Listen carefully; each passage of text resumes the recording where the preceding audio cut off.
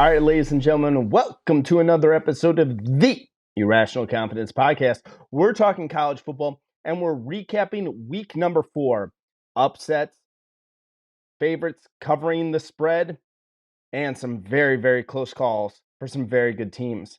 But the man who made sure that was not a close call at the crab stop in Vero Beach, putting down those crab legs, my co-host, Fresh, how you doing? Haps. Only thing scarier than all of my terrible picks against the spread was Halloween Horror Nights on Saturday night. Absolute insanity. People can't cover. Upsets all over the place. We're in for a long, fun season. Hey, Fresh, before we get going, have you been to the crab stop in Vero Beach? I've never heard of the Crab Stop. It's the number 7th ranked restaurant on Yelp right now. Well, I've lived in Vero. I lived there since I was 3 years old, and I'm 30, about to be 37, so I've never heard of that place. But I'll have to check it out next time. Yeah. All right. So let's start winners and losers from week number 4 here, Fresh. Let's take a look at the winners first. I'll let you go first. I got a couple of really big ones, though, from this weekend. What you got for me? Well, first off, I'm just gonna go with USC. Oregon State, Corvallis, when they go in ranked, 3 of the last, I think, like 6 times they've been out there, they've gotten upset. And the way this game started out, it kind of had that feel that they just weren't ready for it physically, mentally, like they just weren't ready to go. They were just not flowing offensively. Defense was just sort of there, but Oregon State had control of the football game. Um, like a lot of their teams in the country the past few weeks, they sort of just laid an egg and died, but not in this case. USC showed resiliency, showed a team coming together on the road, and finding a way to fight against adversity and get that W. Big time for Caleb Williams, Addison getting the touchdown. And actually, I think big for Lincoln Riley, where the offense didn't win the football game. The defense kept them alive, and they worked through some stuff, and they were able to find a way to get a win. And we saw that a lot this weekend, where teams that should have run the other team out of the building got into a bunch of dogfights and had to find ways to win. And some they did, and some they didn't. I think it's a true test of a football team is finding a way to win when everything is going wrong. We saw it in the NFL today too, where some teams were just terrible wrong and they found ways to win. I think that's a sign of a team bonding, and I think that's really good for USC that they know they were tested on the road against on paper, an inferior opponent. They went against a hostile environment and they found a way to get the W, and that's only going to do them wonders going down the stretch. All right, Fresh. So my first winner, I got to go up to Ann Arbor, Michigan. And unfortunately, as an Ohio State fan, I got to give the Wolverines a lot of credit for this. Going into this game, we previewed it in our week 4 preview episode. We talked about how we thought that the spread in the game was a little too high because Maryland was a pass-happy offense and could give Michigan fits. And they did. They really did. But Blake Corum, what a game out of him. 30 carries, 243-yard rushing, 2 touchdowns. Basically took over the football game and put Michigan on his back and carried them past Maryland. This was a game that was ripe for the taking for the Terrapins. They were there. I know Tua brother wind up going out in that game, but you look at J.J. McCarthy, he had a really good game, really consistent. Wasn't anything super special, but you didn't do anything to hurt you in that game. And you go back to Corum, and Corum was absolutely outstanding. Definitely getting some Heisman talk, rightfully so. Unbelievable job out of him. And his little run that they've been showing highlights of all weekend of him going up the sideline, just a remarkable game for him. I'm very impressed because Maryland knew that Michigan was going to come in and run the football. They wound up running the ball 40 times in that game. They could have loaded 7, 8 guys into the box, try to stop the run, and they did absolutely nothing to stop Blake Corum. So great game out of him and great job out of the Wolverines. Yeah, that was a resilient game. They were able to survive and prevail, and that's a big one. We were all waiting for that one test. All right, Fresh, where you going next? Kansas State. They're another. They somehow get when you're a top ranked team or a top 10 team or a top 25 team, and you play K State when they're unranked. They're either going to give you a 1-score ball game or they're going to do what they did on Saturday, and they're going to find a way to get an upset, and they're going to beat you and get the win. Oklahoma, I don't know how many times they've lost to Kansas State when they were higher ranked or they were the only ranked team in that matchup. So it's a horror for them to have to go and play K State and anytime, whether it's in Manhattan or in Norman. But the way that Adrian Martinez guided that team, when he's at Nebraska for the 20 years he was there, you never really had that big win. And I think, seeing him gather this team and lead them to a victory over Oklahoma the week after Nebraska got throttled, his former school, by Oklahoma, I think it's kind of poetic justice where it wasn't just him. Maybe people wanted to run him out of town. They wanted to get a new quarterback, and he's like, hey, I can do this and I can win if you just give me the tools. Him and Deuce Vaughn, and then that Wildcat defense played fantastic. Dylan Gabriel played well, but there was just not enough in the end. And that offense, they scored, but the defense couldn't get enough stops. Maybe they had their backs padded a lot after what they did in Nebraska up there in Lincoln the week before. But it was a good football team. It was a good effort from Oklahoma, not perfect, but Kansas State took advantage of everything they had to, and they put points on the board. And if you're trying to pull off an upset, you've got to get some luck every once in a while, but you've also got to score touchdowns. Field goals do not get you upsets. So they did that. Huge props to the Wildcats. The state of Kansas right now is doing fantastic between the Jayhawks and the Wildcats. If they keep on the same path, that battle for the Sunflower State late in Thanksgiving weekend will be pretty epic. Yeah, great job out of Kansas State. They were one of my winners too. I was really impressed with what they were able to do to Oklahoma in that game because Oklahoma had such a high-powered offense going into this week. All right, Fresh, my next winner is in South Carolina, but it's not that team you're thinking of. My second winner is the Coastal Carolina Chanticleers, starting off 4-0 again. Another great game out of Grayson McCall, over 260 yards passing, 2 touchdowns there. But CJ Beasley is the real talk of that team, averaging almost 6 yards a carry in that game, completely controlled that game, and really took it to the Georgia State Panthers. Georgia State, not very good. But what makes this interesting, if you take a look at Coastal Carolina's schedule and how they set themselves up, they have a really interesting schedule coming in the future.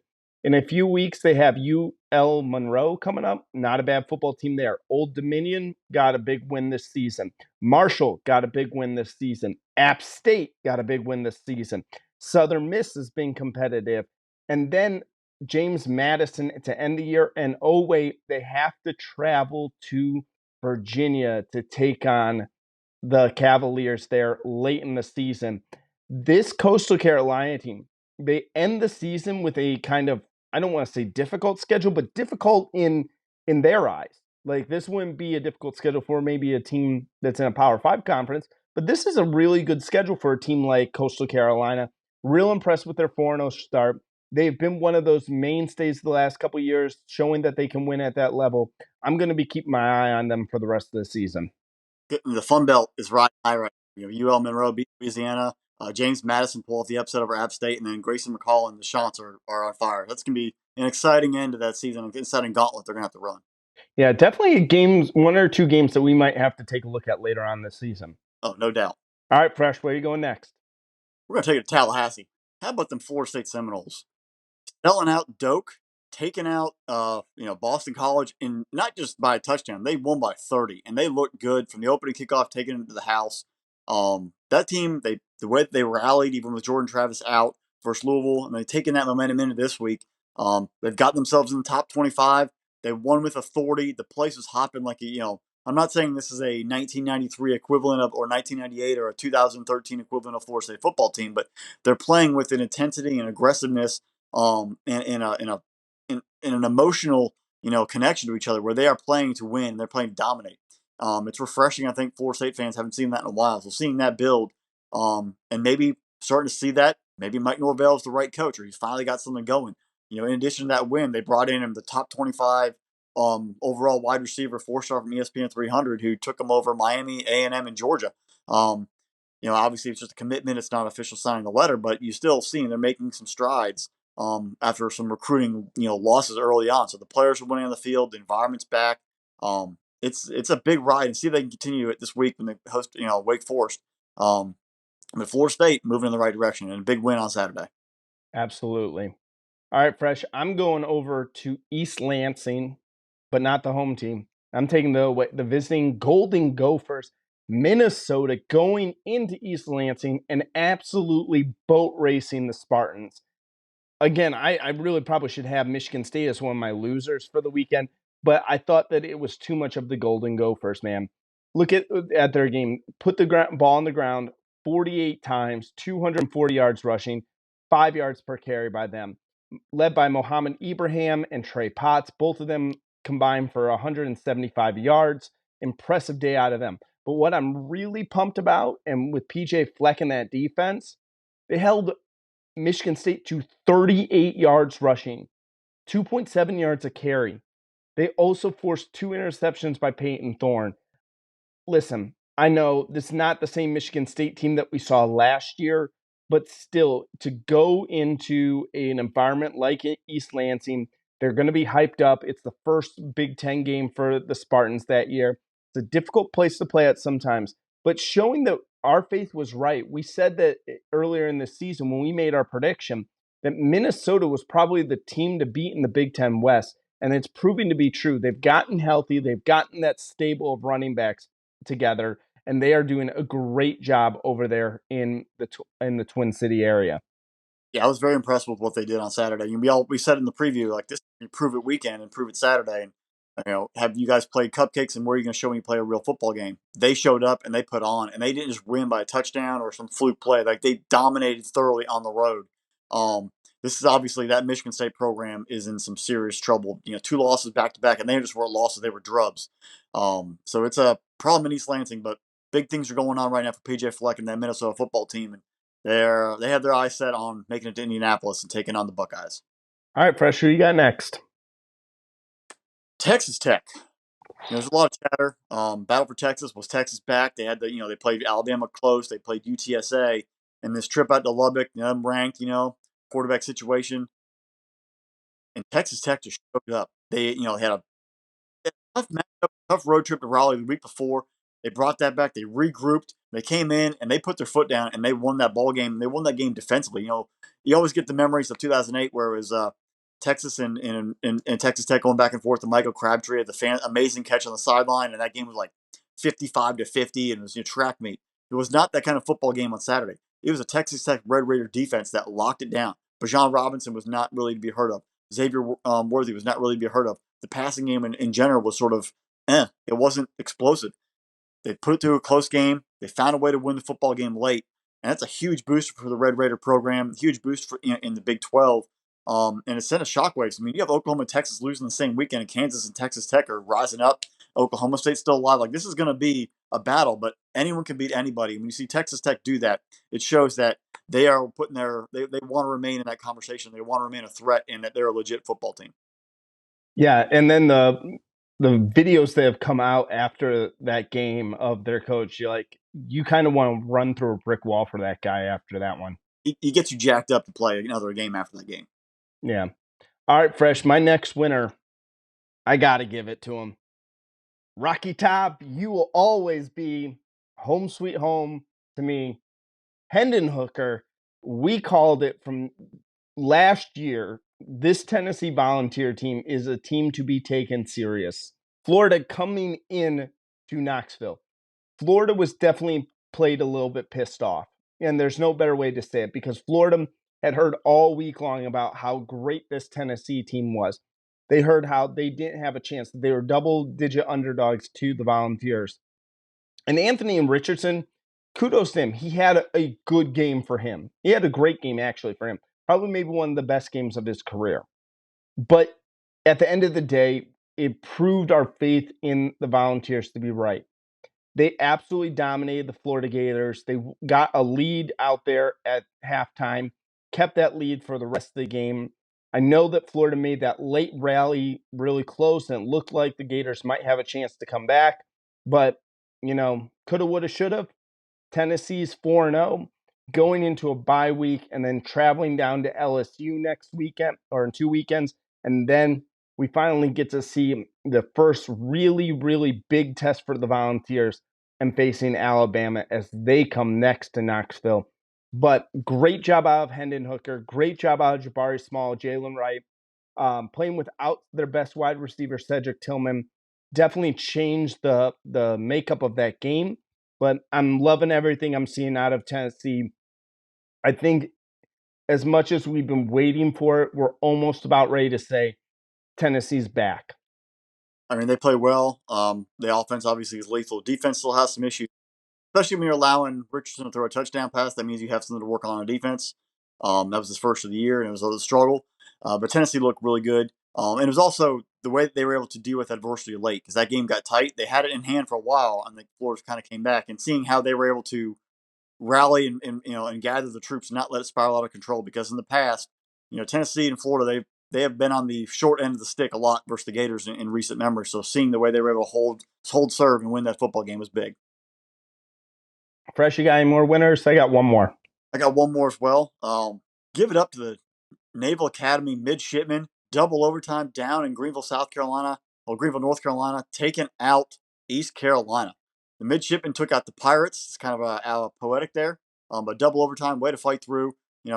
Coach Ken Niumatalolo has been through some struggles lately, but needed a big win like that, and that was a huge momentum shift in the right direction. You want to see Navy, do well, and it's a conference win, but going on the road and surviving double overtime and beating ECU big time. Yeah, absolutely. And that ECU team is sneaky good team there in ECU. All right, Fresh. My last winner is out there on the West Coast, and it's the UCLA Bruins. Man, starting off the season 4-0, and might be one of the quietest 4-0 starts in the country right now. But the leader right there is former Michigan transfer Zach Charbonnet. 9 carries, 104 yards, 3 touchdowns. Now, again, it's against Colorado. I know Colorado is pretty bad, maybe one of the worst teams in the entire country.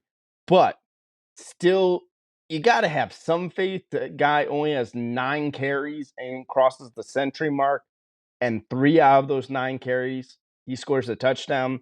Great job out of him. DTR had another good game as well. It's interesting to see because this UCLA team is very quiet right now. No one's really talking about them, but they have a great matchup on Friday night against Washington. That's going to be in the Rose Bowl. Hopefully, fans, please come out because UCLA's next 3 games are really going to tell us, is this a really good UCLA team, or is this a UCLA team that's gotten fat on some really bad competition? They go Washington this week, Utah next week, and then they have a bye, and then they wind up playing Oregon. Yeah, it was a good gut win. Kind of gets them back on track, but we're gonna see what this team's all about the next 3 weeks. All right, Fresh. It's time for some losers. There's a lot of them this week. There are. We only have X amount of minutes, so. My first loser, the Tropical Storm, the University of Miami Tropical Storm. I kind of looked at the Southern Miss game before they played A&M. I was like, all right, they're just looking ahead at A&M. The offense and Van Dyke did not look good versus A&M. They still were kind of in the football game, but they didn't find a way to win. And then this week, you're like, all right, it's a get right game, get them back ready for conference play, and they got curb stomped by Middle Tennessee State. It wasn't just a loss; it was a beat down and a half. Van Dyke got benched. Cristobal, all that momentum you built was crushed. You're now 2-2 with 2 out of conference losses. So technically, you're still alive in the ACC, but this is just a bad stretch, and you don't want this to spiral out of control and kill any momentum in conference play. But it's not looking good right there for the Hurricanes. Yeah, that was a tough one. That was a tough one for Miami, and maybe I don't know how good of a coach is Cristobal. I don't know if we can have that real conversation yet, but I think someone made that comment to me today and was talking about Miami and said, maybe he's not that great of a coach. Maybe he can recruit because he recruited at Oregon, but when the play on the field was never consistent. My first loser of the weekend is Georgia Tech. Georgia Tech, you lost to UCF. Georgia Tech is 1-3 on this year. Can we please get Georgia Tech out of the ACC? Like they're getting to the point where they're there for their academics and not their athletics. They haven't performed well at all here. You look at this, you get 438 yards of total offense on UCF, and you only manage 10 points. You managed 10 points for this. You turned the ball over twice, you lost 2 fumbles, but you also forced 2 turnovers by the Knights. Come on here. I expect the Yellow Jackets to be so much better than this because Georgia Tech used to be one of those teams that was fun to watch. Yeah, they weren't going to compete for a national title or anything like that, but they at least put some fear into people. No one's scared about the Yellow Jackets anymore. I think they should be called the Honeybees. Well, definitely, if you're a Texter, you are missing the Paul Johnson days big time. And as it's we all hearing, Jeff Collins is probably going to get fired tomorrow. There's a board meeting been called for tomorrow morning, for Monday morning. This is being recorded on a Sunday night, being recorded for Monday morning. That's probably the sign that you are out. Rumors are saying he's going to get fired anyway on Monday. That Jeff Collins era was all this flash, running around, new uniforms, ATL, it's still the same old product, and it's gotten worse every single week. And I'm a Georgia fan, and I'm not even trying to really bash you. It's just terrible product. Like, it's been bad play offensively, defensively. You can do all the videos of kids running through the locker room and the weight room all you want and lifting on the sideline. If you haven't seen that, go check YouTube. He literally had guys lifting weights on the sidelines during football games, and they still got beat by 50. It's been a terrible thing from the very beginning. And you try to bring this new hip vibe, and it's not working. It hasn't worked since the day you've been on campus. You've been passed by every team in the ACC. You're irrelevant on the football landscape at this point. Yeah. All right, Fresh, who's your next loser? The North Carolina defense. Gene Chizik, I love you. You're a good dude. Really good guy. But you came in to fix this defense, and every single week it gets worse and worse and worse. Your defense gave up 60 plus to App State, tons of points in other games, but this past week you played Notre Dame. Notre Dame might have even scored 20 points the whole year combined. Like they've been terrible, putrid on offense, and they scored 45 on you. You lose 45-32 at home versus Notre Dame. This is not a Notre Dame offense that's lightning fast. Like, this has been bad. We've all watched it, and you got smoked by them. And your offense is supposed to be the focal point. The offense, they at least put up 30 plus points. You couldn't even stop Notre Dame. For all those top 25 recruiting classes you guys have had recently, none of those players, those 4 and 5 stars on defense, are doing anything. It's communication issues. Maybe they're not that good. Gene, I hope you get it fixed because I think you're a great guy. And you got run out of Auburn in the wrong way. But that UNC defense, you and Mac Brown got to get the boys together and figure it out because it's terrible and it's an embarrassment and it's a waste of a good offense, and it's going to really hurt, and you don't want to see Mac Brown get fired for a terrible defense. Yeah. All right, Fresh. This is going to be a little bit off there, but my next loser is the Boise State Broncos, man. Awful, awful, awful performance by them. We at the beginning of the year, there's so much hype around Boise State, like that they could possibly be set up to be the best team outside of the Power Five, and it could be competing for a New Year's Day Six Bowl. They had 177 yards total offense against UTEP, not San Diego State, not Nevada, not even Fresno State. This is against the UTEP Miners, and you looked awful. Your quarterback was 13 for 34. That's 33% passing. That's abysmal. Boise State, be better. Be better, because you're one of those most unique programs in the country. I don't know. I feel bad for their fan base right now. Boise State, bad job out of you. Well, it kind of actually parlays into my move, or movement and transitions perfectly to mine, because mine is anyone who had to watch or play in that Missouri Auburn game. That game was absolutely horrific. Missouri actually should have won it, but the dude dropped the ball in front of the end zone. I don't know why people still drop the ball at the goal line. Run all the way to the goalpost and hold the football. If the Missouri kid did, they would have won. But that's even part of it. The whole game itself was terrible. Brian Harsin should have been fired after that, and he's probably going to be fired next time Auburn loses anyway. And if he's fired, then Boise State, you can call him and bring him back, because at least the offense when he was there was pretty good. The past 2 years, Boise State's offense has been terrible. So there you go. Pray for Auburn to lose, and when Auburn gets whooped, then Brian Harsin gets fired. You can your guy, bring Harsin back to Boise where the offense is good, and you'll be okay. Like, that's how you solve that problem, because Boise State, you're an embarrassment right now. You're getting past right now in the Mountain West, and losing to UTEP, who is a mid conference USA program, really devalues you as well. Yeah, I couldn't even stomach that Auburn Missouri game at all. That was terrible. All right, Fresh. My next loser, and this, it just hurts me so much inside. It's the Vitek Hokies. Virginia Tech is one of the most intense places to play at. The mountains of Blacksburg, a night game at Virginia Tech is one of the toughest locations to play at. And you let West Virginia come in and absolutely put the boots to you. JT Daniels, 200 yards passing, throws for 66% completion rate. CJ Donaldson rushes for over 100 yards on you. And then Justin Johnson Jr. winds up rushing for 83 yards. They had 218 yards rushing against you, and you could only manage 35 yards. Tech deserves so much better than this. Their fans deserve so much better than this. Virginia Tech just frustrates the living hell out of me right now because it just ticks me off because I'm so used to watching Frank Beamer. I'm so used to seeing that Virginia Tech team being so incredibly tough to beat and Blacksburg being such a great home field advantage. It's just so disappointing. Great job on the Mountaineers. You know, we're kind of quasi Mountaineer, like I guess fan adjacent. We'd like to see West Virginia do well, but you know, neither one of us are a diehard Mountaineers fan. But we have a lot of respect for the Virginia Tech program, and Virginia Tech just letting us down all year long so far.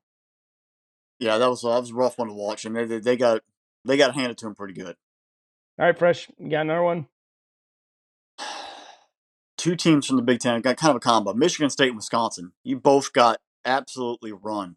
Both programs in dire straits on both sides of the ball, whether it's offense or defense. It's pretty rough. Michigan State, you had a chance to bounce back. You got beat down.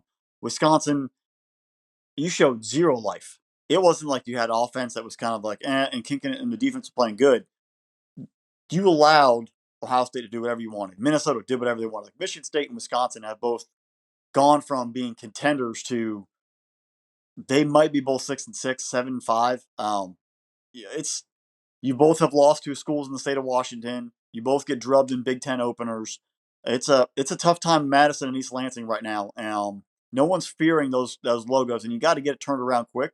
Paul Chris, I know you have a staff there, but it's you're a Wisconsin alum, but this is not good. This is a bad progress. It's been bad on the field consistently for a while for the past couple of years. It's not been the normal Badger football we're used to seeing on both sides of the ball. Michigan State last year, you had a standard that you set. The standard disappeared pretty quickly. It was a 1 year thing. It must have been a 1 year wonder. The defense still from Mel Tucker is not improved, obviously, and the offense without Kenneth Walker III, they're just 11. They're 11 players. They're not unsynced. They're not on time on offense. Both teams very similar. Wisconsin, Michigan State with no offense whatsoever except for one player. Defensively, at least the Badgers play a little better, but both these programs are in dire straits right now, and they're getting passed by, the Marylands who played well. Penn State's rising up. Minnesota's playing well. Illinois is going to catch them. Like these programs are jumping, and you guys are definitely trending down. Yeah, that was one of my last two losers, and I kind of was with you there, Fresh, whether or not I was going to choose Michigan State or Wisconsin, but you lump them both together. And again, Saturday night, we're on a group text here with our producer, Drew, and in the middle of the Ohio State Wisconsin game, the first text I sent wasn't anything about Ohio State. The first text I sent to everyone was Graham Mertz strikes again. And the interception, he's just so terrible as a quarterback. And Wisconsin, you have a great running back over there, just like every other year. Wisconsin produces great running backs, and they got no push. The offensive line was getting pushed backwards. They're on their heels the entire game. Uh, do you really want to say, is this a testament on how bad Wisconsin is? Or are we starting to see the true firepower of Ohio State? Wisconsin does usually have a really good defense, so I'd like to believe that it is the firepower of Ohio State. But to be honest with you, I can't say that for sure. I mean, if I'm being realistic, like I always tell you, I try to be, I don't ever want to just sit there and be a homer and go, oh yeah, Ohio State, they're the most amazing team in the world. No, I'm looking at them and going, maybe Wisconsin's defense just isn't that great.